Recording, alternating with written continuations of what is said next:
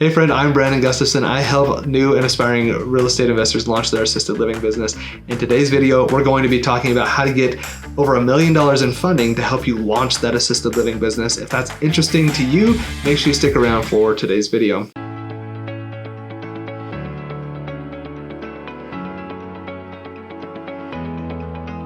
Hey friend, it's Brandon Gustafson with assistedlivinginvesting.net.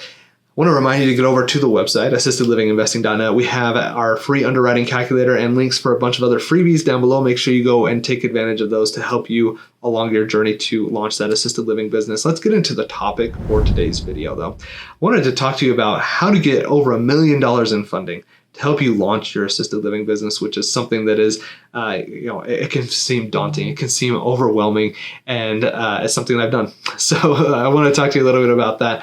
So to give you some quick background on me, I own 2 assisted living facilities. They're both out of state, but I have secured over $1.5 million in SBA funding through purchasing my house and another business, and have a lot of experience going through this route. So we're going to talk about that in today's video. The first thing that you want to be aware of that you need to do is business plans. So I'm going to link up a video above that I did a few weeks ago about creating that business plan and why it's so important. But having a solid business plan is going to get you down the right path and giving you clarity on where you want to be, but also solidifying that vision in the mind of people that you're going to work with, those different stakeholders, lenders, partners, investors. It's going to create something that is tangible for them to look at and see what's going on in your brain that's going to allow you to create this, create this business that you want to do.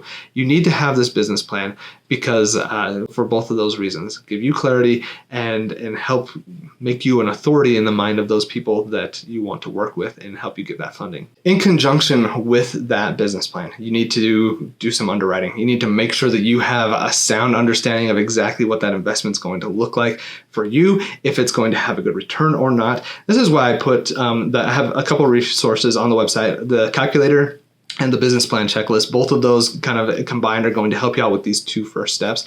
I also have the business planning guide, assistedlivinginvesting.net/BPG. That is another tool that goes really deep into these 2 sections to help you make some progress. But this underwriting is such a key part of what you're doing, because you have to, number one, make sure that you are confident in the investment and that you're confident that you're going to make money, but also demonstrate to a lender that it's profitable, that they're going to be able to make the payments, that they're not going to be able, that they're not going to miss any payments, that there's no issues there. It's going to give them a level of confidence that you know what you're doing and that you will be profitable. And that's going to make it a lot easier for you to get the approval on the funding that you need so that you can really start moving forward in running and operating this business that you want to run. The other thing that I like to teach people about underwriting, and this is built into that underwriting calculator you can get for free on the website, is to run different scenarios. You want to look at it and say, well, what would happen if we had to reduce our rates, our monthly rates by $500 per person? Or what happens if my occupancy rate goes from 80% down to 60% for a period of time? You want to run these different scenarios and make sure you're comfortable with it. And at what point in the process are you going to become profitable? And do you have enough money coming in that you can put money in reserves to help you, make payroll and keep things afloat when you're going through a down period? Because you're running a business, and as much as you want to think that everything is going to be nice and rosy and everything works well, you're going to run into periods of time where it is a struggle, and you're going to have to work through that and make it work. And so that's something you just want to be aware of as you are starting the business. And this is why running those different scenarios and understanding exactly what that looks like is going to benefit you, because when those rainy days come, when it's stormy outside, you're going to know how you're going to handle those situations. It's going to give you a level of confidence and security that you know exactly what's going on. Now, the third thing that I want to talk to you about is the property and the business value. This is actually going to be really key in your ability to get that $1 million in funding. And it's based off of how much that business, that property is worth. Because if it's not worth that much, you're not going to get that much, but you're still going to get the amount that you need. I put $1 million on here because it's just like, a round even number and it's easy to visualize. But you might not need $1 million. You might just need 400,000, 500, 600,000. It just kind of depends on your different scenario. But a lot of this is going to be dictated by the property and the business value. So that property that you buy is really the biggest piece of collateral. And it needs to have a value that's going to be sufficient to be used as collateral. So you don't have to use any personal assets as collateral as you are trying to get that loan from the bank. So you want to make sure that it has that value. You're going to do an appraisal as you go through the process to get things approved and stuff. You're going to know what that home value is. It's going to be used by the lender to use that as value for the collateral. The other piece is the business. And so what you want to see here is that the business has been profitable, because if the business has been profitable, it's going to make the bank feel like, oh yeah, like it's been profitable for the last 3+ years. Why would it not be with these new owners, especially given this business plan, this solid business plan and the underwriting that they did? It's going to instill confidence in them. Where you have to kind of be aware of this is oftentimes the sale of a business is based off of a multiple of the profit that it generated in the past.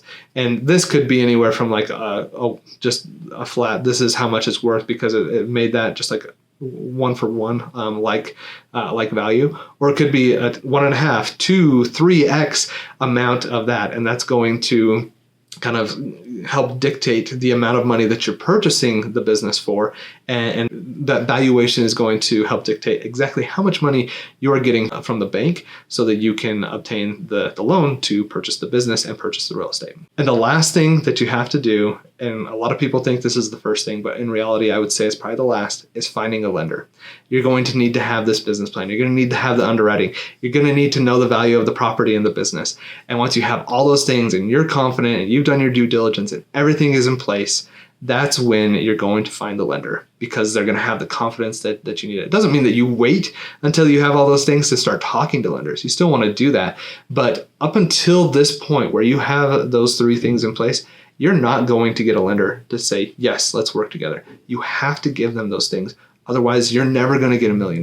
You're never going to get $500,000. Whatever amount that you need, you will never get it if you do not put in the work up front. This is why I created the business planning guide. It's there to really help you solidify those first 2 things. And the third one is just getting an appraisal. So if you can get those first 2 things done through the business planning guide, it's going to give you such a leg up in moving things forward to get the funding that you need to get that $1 million to purchase that business and help you move forward. So that's the importance, those 4 steps there. Number 1, business plan. Number 2 is underwriting. 3 is getting the appraisal of the business and the property and making sure the value is in place. And then 4, you got to find the lender that's going to give you the money. Without that lender, you're never going to get $1 million.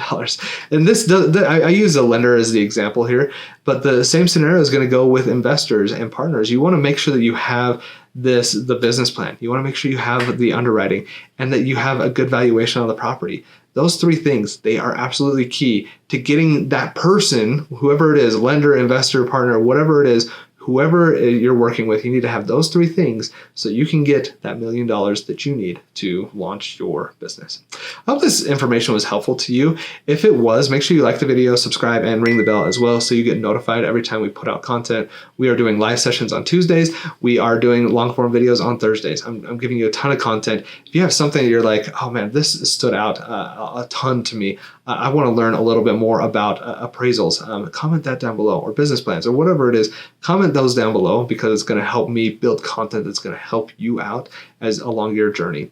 And I want to remind you as well to get over to the website, assistedlivinginvesting.net. I have a bunch of free resources. Those are all linked down below to help you along your investment journey, and have a couple products as well. The business planning guide, assistedlivinginvesting.net/BPG for business planning guide. As we talked about in this video, it is going to help you get 90% of what you need in place to get that funding for your business.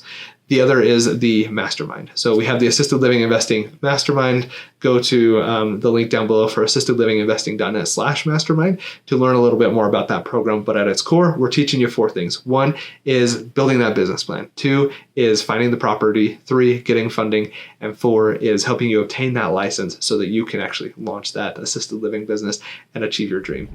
Does residential assisted living sound interesting to you, but you don't know how to get started? At assistedlivinginvesting.net, we are here to help help you through the process, start to finish, to help you launch your assisted living business and attain time and financial freedom that you're looking for. I also want to remind you that it doesn't take a lot, just a little bit. Keep going, keep making progress step by step by step. I promise you that if you do and you're consistent and persistent, you're going to be successful. Thanks again for watching and have a great day.